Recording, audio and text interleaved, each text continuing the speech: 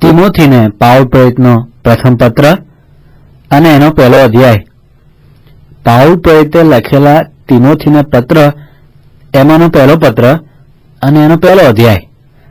ખ્રિસ્ત પરના વિશ્વાસમાં મારા ખરા દીકરા તિમોથી જોગ, લખીગણ દેવ આપણા તારનારની તથા ખ્રિસ્ત ઈસુ જે આપણી આશા છે તેની આજ્ઞા પ્રમાણે થયેલો ઈસુ ખ્રિસ્તનો પ્રેરિત પાઉલ, દેવ આપણા પિતા તથા ખ્રિસ્ત ઈસુ આપણા પ્રભુ તરફથી તને કૃપા, દયા તથા શાંતિ થાવ.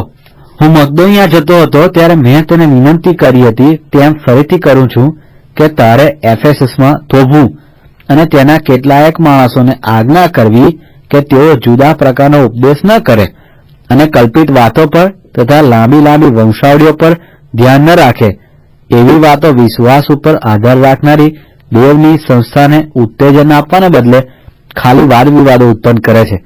એ આજ્ઞાનો મુખ્ય હેતુ તો શુદ્ધ હૃદયથી તથા સારા અંતઃકરણથી તથા ઢોંગ વગરના વિશ્વાસથી પ્રીતિ રાખવી એ છે. એ બાબતો પર લક્ષ્ય ન રાખવાથી કેટલાયક મિથ્યા બકબકાટ કરવા લાગ્યા.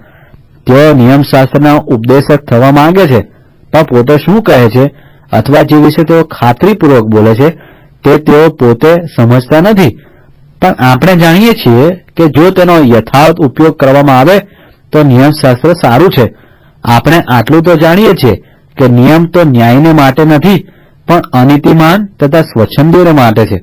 જેઓ અધર્મી તથા પાપી, અપવિત્ર તથા ધર્મભ્રષ્ટ, પિતૃહત્યારા તથા માતૃહત્યારા, ખૂનીઓ, વ્યભિચારીઓ, તુમૈથુનીઓ, મનુષ્યહરણ કરનારા, જૂઠાઓ તથા જૂઠા સમ ખાનારાઓ એવા સર્વને માટે છે. સ્તુત્યા દેવના મહિમાની સુવાર્તા જે મને સોંપવામાં આવી છે તે પ્રમાણના શુદ્ધ ઉપદેશની વિરુદ્ધ જે કંઈ હોય તેને માટે છે.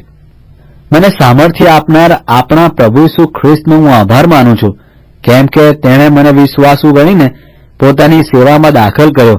જો કે હું પહેલા દુર્ભાષણ કરનાર તથા સતાવનાર તથા જુલ્મી હતો, તો પણ મારા પર દયા કરવામાં આવી, કારણ કે તે વખતે મને ખ્રિસ્ત પર વિશ્વાસ નહીં હોવાથી મેં અજ્ઞાનપણે તે કર્યું હતું.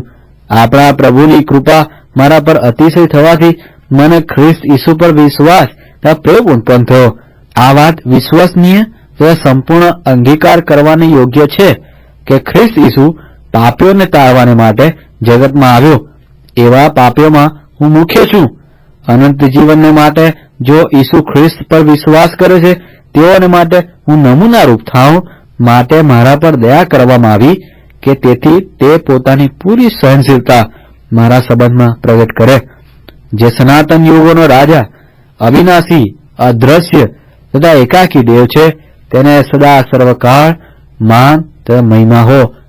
આમીન.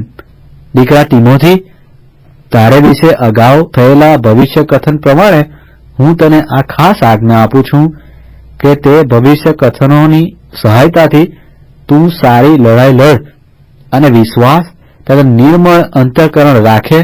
એનો ત્યાગ કરવાથી કેટલાયકે વિશ્વાસરૂપી વહાણ ભાંગ્યું. એઓમાંના હુમનાયાસ તથા એલેક્સાન્ડર છે. તેઓ દુર્ભાષણ કરતા ન શીખે માટે મેં તેઓને શૈતાનને સોંપ્યા.